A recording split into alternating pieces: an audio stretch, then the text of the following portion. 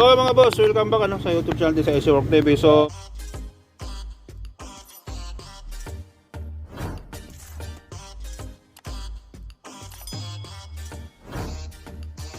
meron naman tayong panibagong gagawin dito.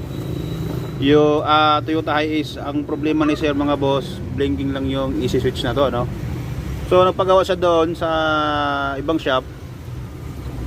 Ang nangyari, pinalitan ng hose na high side, tapos umokay, lumamig. Ngayon pag pauwi na nila, biglang sumabog daw, ano? Ngayon nung sumabog, hindi niya na binalik. Tapos pinanood niya yung video natin sa YouTube.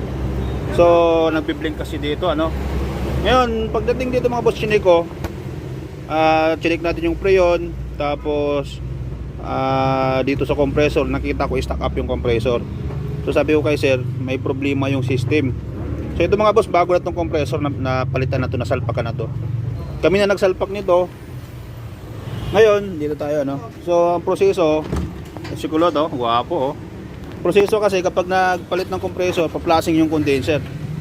So napunta tayo sa bago ng condenser mga boss, kasi ang nangyayari, barado pala yung condenser niya, kaya nag-stack up yung compressor. Ito tayo sa likod. Ito yung dati niyang condenser mga boss, ito yon, no? Ito naman yung compressor niya. Ngayon, ito, kita nyo, sunog talaga. Ayan, oh. Patayin natin. Ito sunog talaga, oh. No? So, ang sabi ko kay sir, sila na lang bibili ng piyesa. Pagkatapos, tinanggal din. Diyan tinanggal yan.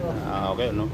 So, pagkatapos, gusto nila isalpak lang. Ngayon, ang sabi ko, kung isasalpak lang natin, mas kawawa kayo. Kasi kung hindi natin malinisan yung buong system, may posibilidad masira ulit yung compressor nyo na bago. So, sabi ko sa kanya, sa amin, walang problema yan, boss. Mas pabor yan sa amin. Kasi, kung bumigay yan, wala kaming warranty. Siyempre, gusto nyo yun, eh. Pero para sa akin, bilang manggagawa, may malasakit. Gawin natin kung ano yung tama. Kasi nagbabayad naman siya ng maayos, sabi ko sa kanya. So, pinul down namin yung evaporator. Sabi niya, kaka-cleaning lang daw, kakapalit ng evaporator mga boss, ano?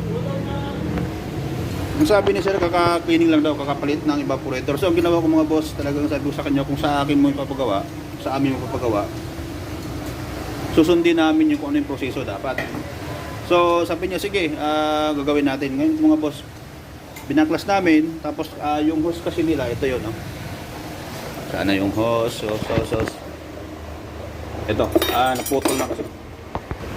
Ito, yung crimping ng hose, ayun, no? Kung nakikita nyo mga boss, ito, na-crimp na nila, no? Kung nakita nyo ito, masyadong ipit na ipit yung pagka-crimp nila. Sobrang sikip. Ngayon, nung binaba yung condenser, kasi pa-flashing, papalitan ng dryer. Ito yung dryer niya, nakatcha. Ngayon, pagbaklas ng kasama natin mga boss, nakita yung plastic, itong plastic na to sa hose to. Ang hose kasi na original nito mga boss, may plastic talaga yan. Kapag nag high pressure, natutunaw yun, pumapasok dito. So sabi ko kay sir, kung pinilit mo talaga yung gusto mo sir, sayang yung pera mo. Kasi hindi ka namin wawarantihan sa gawa, kasi piyesa mo yun, eh.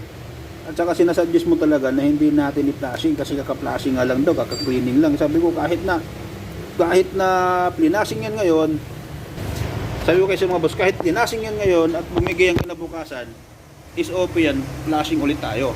Kasi magsasalpak tayo ng panibagong compressor. So, dahil lang kinigsisir sa atin, nakita natin yung problema talaga. Ngayon, kung hindi natin pinalitan yan, doble gastos mga boss. Kasi magtatapon ng preyon, magle-labor, magbibili naman siya ng pyesa, ano? So, ang ginawa, pinalitan ni sir ng bagong condenser. Tapos, bagong compressor. Saka natin ayusin ngayon yung wiring. Ayan, no? Saka natin ayusin yung wiring. So, nakita natin yung problema. Kasi kung hindi natin binaba, hindi natin makikita yung problema, ano? So, mamaya, pag nakabit na lahat, kasi kinakabit pa nila yung condenser, at saka yung fitting sa ilalim, pag nakabit na lahat mga boss, wiring na naman yung gagawin natin, ano? So, balitaan ko kayo mamaya mga boss pag na ayos natin yung problema na sir na nagbi-blink yung aircon switch. Okay. Okay mga boss, update natin. So ito na-install na. May pressure na tayo nilagay, 250 PSI. Ito po yun, ayan o. So kanina marami palang butas to. So tingnan ko sila. So hindi nila nakita yung hose tubo na to. May mga leak dito mga boss. Liliit yung butas. Ito butas na to. Ayan, butas na yan. So ang ginawa namin, pinalitan na namin to. Inayos namin yung linya sa ilalim. Kung makita nyo, may mga basa-basa pa dyan. Yan. Kasi nag-leak test kami mga boss. Naka-pressure na yun. Ayan, ano. So ito na yun. 5 minutes kung hindi magbabago to. Yan. Kargahan natin ng preyon. I-scan na natin para makita natin yung blinking na problema nila, no. So yun lang, balikan ko kay mamaya mga boss. Okay mga boss, nagbabalik tayo, ano. So update natin dito sa Toyota Hiace. Yun. So okay na yung blinking niya, no. Tapos sa wiring, palitan ng compressor. Ito yung compressor niya mga boss. Nag-stack up kasi yan dahil barado yung condenser. So observe natin yung blinking. Titingnan natin kung hindi na babalik siya, ano. Palitan ko yung mamaya boss pag na-final natin lahat. Pagpalamigin ko muna. Okay, thank you. Okay nga boss, update natin dito sa Hiace. So okay na. Nag-automatic na siya, no. Hindi na nagbi-blink yung easy switch niya. So marami kasing pwedeng panggalingan talaga mga boss. Lalong-lalo sa AC blinking, ano. Alarma yun kasi.